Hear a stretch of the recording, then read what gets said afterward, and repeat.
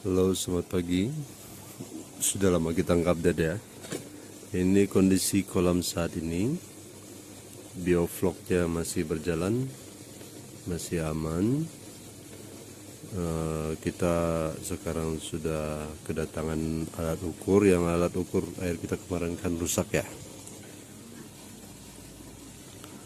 Alat ukur baru kita gunakan dari multifunction. Saya gunakan yang seri 9908. Lebih lengkap ada TDS, EC, pH, dan temperatur. Nanti kita lakukan pengecekannya. Bagaimana kondisi air saat ini. Nah, untuk saat ini ada penambahan kangkung untuk membantu menjaga kondisi air. Ini baru ya. Ini kangkungnya sebagian ada yang udah dimakan sama ikan.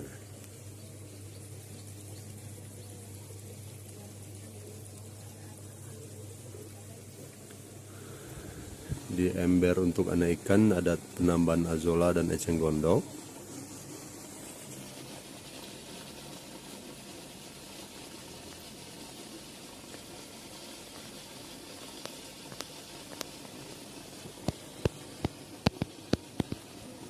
Nah, tadi pagi ada anak ikan yang nyangkut di pompa ya.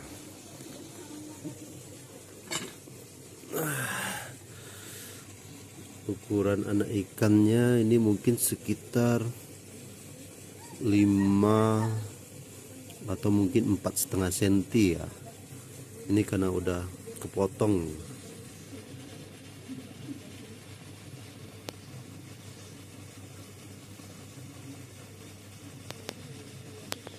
Ini anak ikan yang saya terima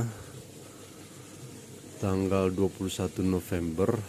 Ukurannya sekitar 2,5 cm lebih kurang ya. Masih kecil-kecil, berarti hampir sebulan ya.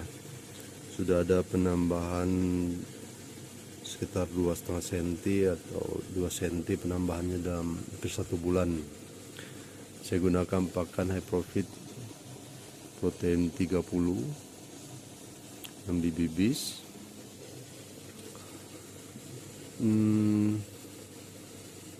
Lihat pertumbuhannya kayaknya cukup bagus ya. Dan dilihat dari ketebalan dia,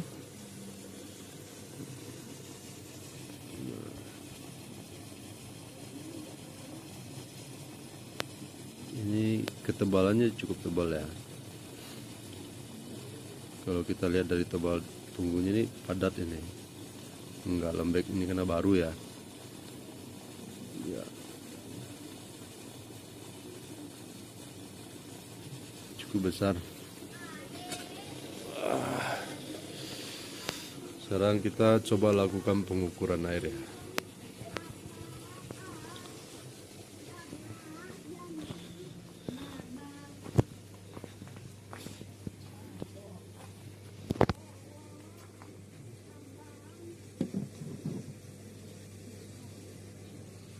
Kita ambil sampel air.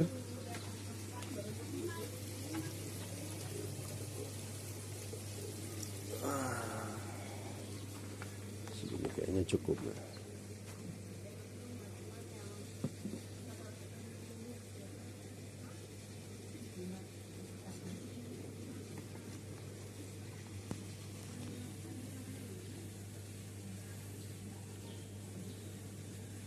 Ya, sambil menunggu kita coba kasih makan ikan ya. Sambil nunggu alat ukur membaca supaya akurat ya, kita kasih waktu dulu.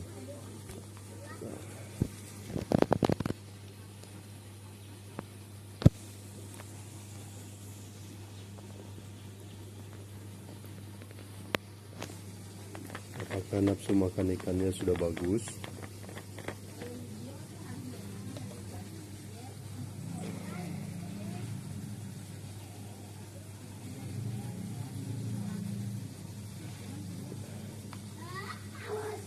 Kita kasih makan ikan dulu ya.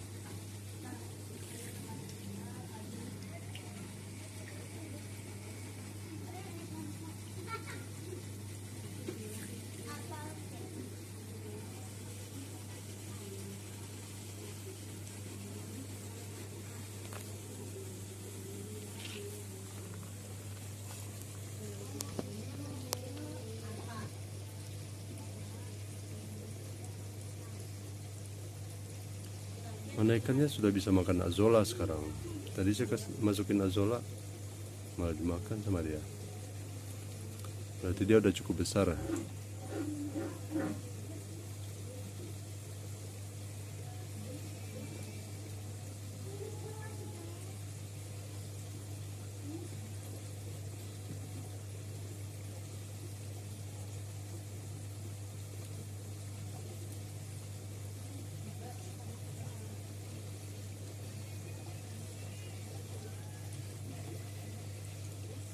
Pergerakan ikan cukup lincah ya. Berarti oke ya. Mungkin ikannya kena udah makan azola, jadi nggak terlalu ini lagi. Tapi kalau lihat dari pergerakan ikannya udah lincah. Sekarang coba lihat nafsu makan yang besar ya.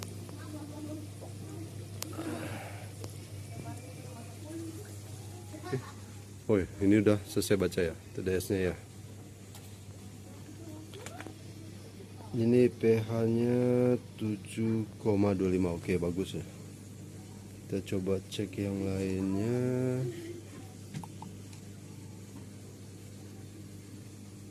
Ini EC-nya 445.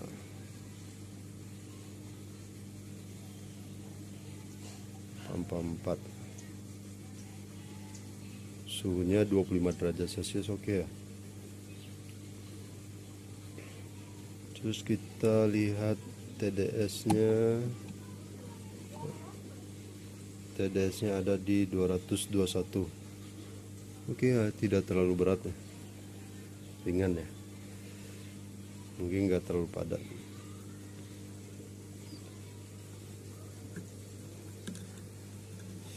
Kita bilas dulu ya. Cek suhu real. Oke.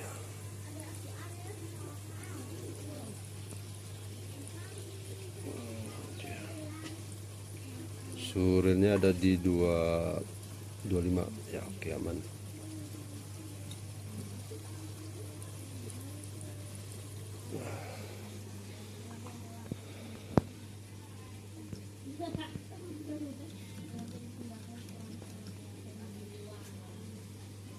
Oke.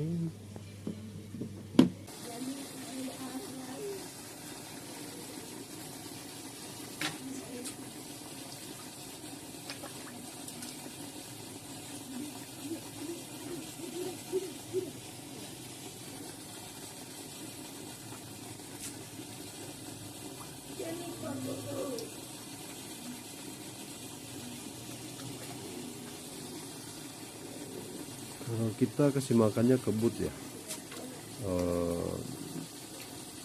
nggak ini apa, nggak dipas-paskan, kita lebihkan makannya.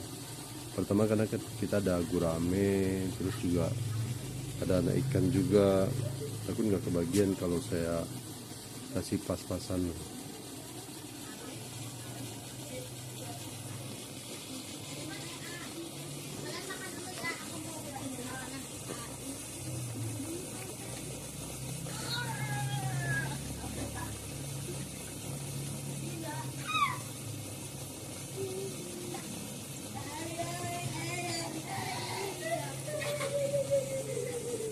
Ini lagi ada anak-anak lagi main. Anak laki-laki bikin sesaungan. Di sini tempat bermain mereka juga.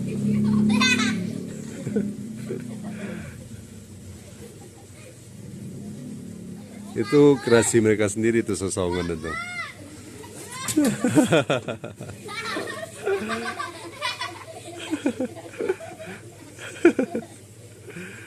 Itu ada namanya Adli, ada namanya Hasbi, ada namanya Al. Mereka ada kelompoknya lagi tuh, ada Gio, ada Miftah, ada apa? Arfa Ul kalau salah namanya. Arfa, terus ada siapa lagi ya? Mereka banyak kan, saudara semua, sepupu-sepupu. Nah, ini. di tempat bermain mereka ini. Anak-anak ya.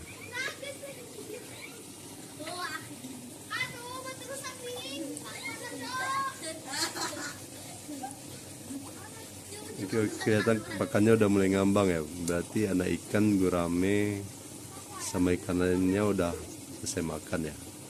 Nah kalau saya biasanya udah kondisi seperti ini, pemberian pakan di stop sama saya kalau ada yang ngambang kayak gini.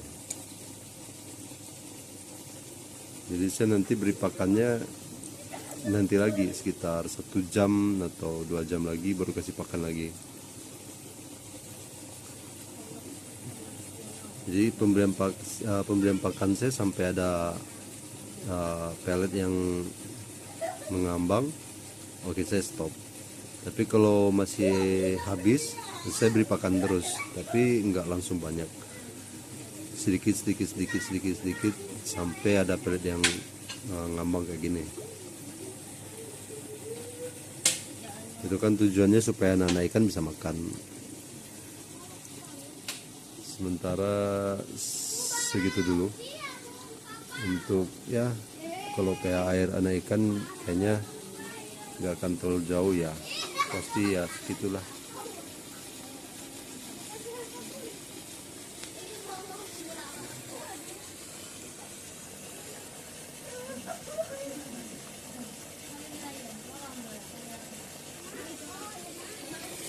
Burainya udah lumayan besar sekarang, tapi kemarin ada gagal saya, itu anak burayaknya mati sampai 50% lebih, itu keteledoran saya.